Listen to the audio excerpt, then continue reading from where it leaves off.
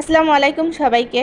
আজকে একটু বিকালবেলা বৃষ্টি হয়েছে। তো আহামরিও এমন বৃষ্টি হয়নি যে গাছে পানি দিতে হবে না। তাই ছাদে চলে এসেছি। এসে দেখছি যে গাছের পাতার মধ্যে একটু পানি-টানি আছে কিন্তু গোড়ায় তেমন একটা পানি নেই। তো বাধ্য হয়ে গাছের গোড়ায় পানি দিলাম।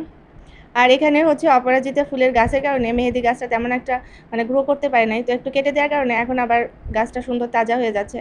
আর আজকে হচ্ছে যতটুকু পারবো যেসব গাছগুলো একটু বেশি পানি প্রয়োজন সেসব গাছের পানি দিব।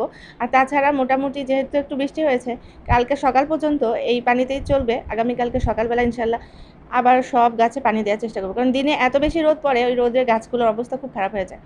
মামাপাকে দিয়ে পাঙ্গাস মাছ আর তেলাপিয়া মাছ এই দুটো মাছ কিনে নিয়ে এসেছি। আমার ভালো লাগে, কিন্তু আমার হাজব্যান্ড কেন যেন এই দুইটা মাছ বেশি একটা কেনে না।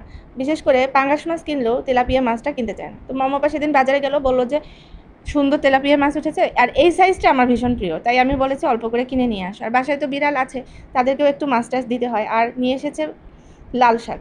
তো লাল শাকটা কেটে বেছে রান্না করবো আজকে, আর পাঙ্গাস মাছটা রান্না করবো, আর তেলাপিয়া মাছটা তুলে রাখবো। আর ধনেপাতা নিয়ে এসেছে, সে ধনেপাতা ইচ্ছা আছে সব তরকারিতে একটু একটু করে দিব। তাই কিছুটা সংরক্ষণ করে রাখলাম আর কিছুটা আজকে খাটিয়ে দিব।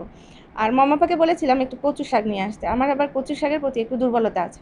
তাই এটা বাজার থেকে কেনা থেকে ওদের ওই যে বাসার আশপাশে খুব ভালোভাবেই ও দেখে শুনে নিয়ে এসেছে। আমি আবার সেখানকার কচু শাক খাই না।